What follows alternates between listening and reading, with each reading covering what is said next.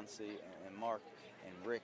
We are here to gather today in Brooklyn on the one-year anniversary of the Brooklyn Day mass shooting for a day of healing for this community, as we continue to work in partnership with the residents in this community about healing from an event that we saw in Baltimore like no other, and that we never want to see happen to again in any neighborhood. These residents of Brooklyn are very resilient. They're very strong. We've built deep partnership with them over the past year, but we know that that is going to be ongoing work that happens each and every day to continue to make sure that we're building this neighborhood back in a way, talking through the trauma, making sure there's accountability, making sure that folks have access to resources and everything they need. And we're here today to heal, and celebrate the resilience of this community. Councilwoman? Thank you, sir. Echoing Mayor Scott, this is a day of transformation, a day of redefining what Brooklyn Day has been in the past. There are so many community members here to support this healing event. They want change in their community. They want healing in their community. And this is exactly what this event is about. It's about transforming and reshaping the narrative of Brooklyn Day from last year, the tragedy that existed with those families, and how this community, this resilient community, is moving forward. Thank you, sir. Mayor, if you could speak to the people responsible for taking the lives of Tyrus and Leah 1 year later, what would you say to them? I would tell them that they're cowards, and I would tell them that your basic petty conflict should not result in someone losing their life and dozens of others being shot, and that they have a duty to make sure that they, as they try to reclaim their life, right, that they have a duty to say that they're sorry for what they've done, but also do if so many other people who have been in that similar situation, then turn their life to working to make sure that no one else makes the same mistakes that they made. Hold on, Mackenzie, that's kind of loud.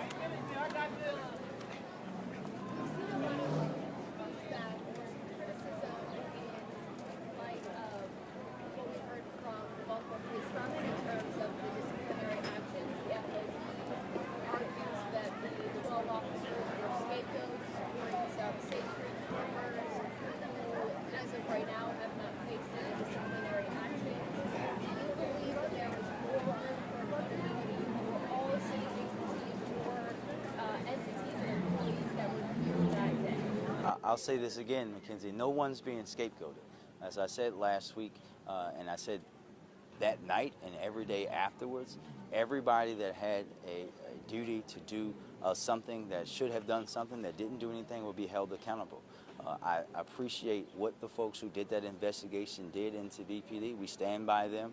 We know that there's another part of that process, so that process is not complete, so I can't go into too much detail about that. And as I said to you last week, if we found out that more people, whether it's BPD or anywhere else, needs to be held accountable, they will, including more people who may have been out here shooting, which I don't want us to lose, right? There's been no further talk, especially in the media, about the fact that, yes, we've brought people to justice, but we know there are probably more, and we're not going to stop until we bring them in, because ultimately they're the ones responsible.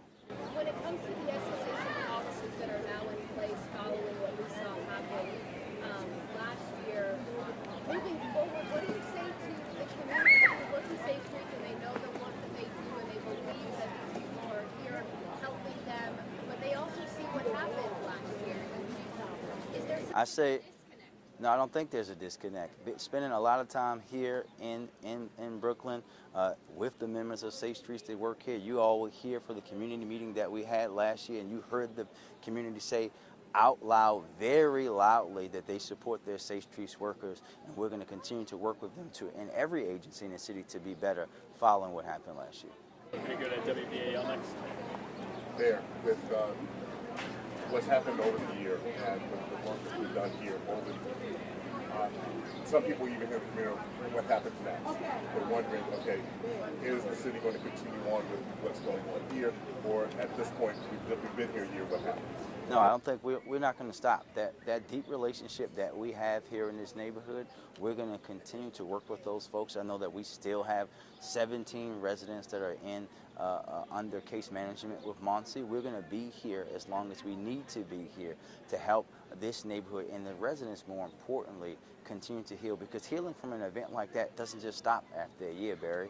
It's going to be working with people, for many of them, probably for the remainder of their lives. And as long as I'm in city government, we're going to be focused on it. What are you going to tell them? I guess as you go through and talk to the community members, what exactly do you want to say to them? So I guess for me, Barry, this isn't about giving speeches, right? These folks are used to seeing me come around and be here in Brooklyn Homes. They're not looking for me to give a speech, right? They know that I come here to spend time with them, to hear what they need, to get things from them, but also just to be with them and be human and be a Baltimorean and let them know that they are seen by the chief executive officer of their city. This is not about some big speech for me. This is for us a continuation of what we have been doing in this neighborhood. For example, right behind you last summer, just randomly, I got a call from Sashi Brown and the Ravens last summer that said they wanted to pop up in Brooklyn and do something great for the community. And we did that right there behind you. We're going to continue to work with this neighborhood very deeply. This isn't about me. This is about them and making sure that they continue to get the resources that they need. Jump to WMAR. I see a number of resources and services out here for this 1-year anniversary of the shooting. Can you talk to us about some of the services that are needed or that are being fulfilled in the community year-round ever since this has happened, and some of those continue? Yeah, there's everything, and I'll let Director Mavronis go through, but I think we have to think about some of the things that we've had to do here, right? We've had to do victim services, relocation, helping people get jobs, right? Trauma care. People needed that kind of care as well. All of those things that we've been coordinating through Monty and the team here on the ground who've been here working with them. I'll let Director Mavronis go into deeper detail. Thank you, Mayor. I think the mayor more or less covered it, but that's exactly right. We have healing resources here today. We're continuing to help with housing, connections to job training, employment, and really anything you can think of, and maybe connections with schools. As we've had people relocate, we want to make sure that we're helping navigate that process to making connections with their new school administrators and all of those components. And so our team is going to really be fulfilling any need they can, even when it means we have to work with other agencies internal to the city or external. But we've seen a range of needs come up in this community that have evolved over time, and we'll continue to be here to support them. Thank you. Mayor, this might be a question for you, might be a question for the police commissioner. You talked about criminal accountability. I think 5 people charged, 4 have pled guilty. No one's pled guilty to killing anybody. No one's been charged with murder. Upwards of a dozen guns were found to be shot last year. What's the actual status of that investigation? Well, I'll let the commissioner go into detail, but it's still ongoing, right? I think that we've proven, BPD has proven that they're going to continue and bring people to account. Our job, obviously, is to investigate, bring those people, turn them over to the other parts of the justice system. So I obviously can't speak to that, but I can speak to the fine work that our detectives have done and will continue to do for these folks who were recklessly shooting into this crowd. Commissioner? Yeah, as far as the murder, we don't have enough evidence right now to be able to charge with the murder. They're still working on it and continuing to work on it. And as we make arrests throughout the city, we're constantly asking about any information that could lead back to any crimes. We just need that one break where somebody comes forward and says that they saw the individual actually shoot one of the 2 young people who lost their lives.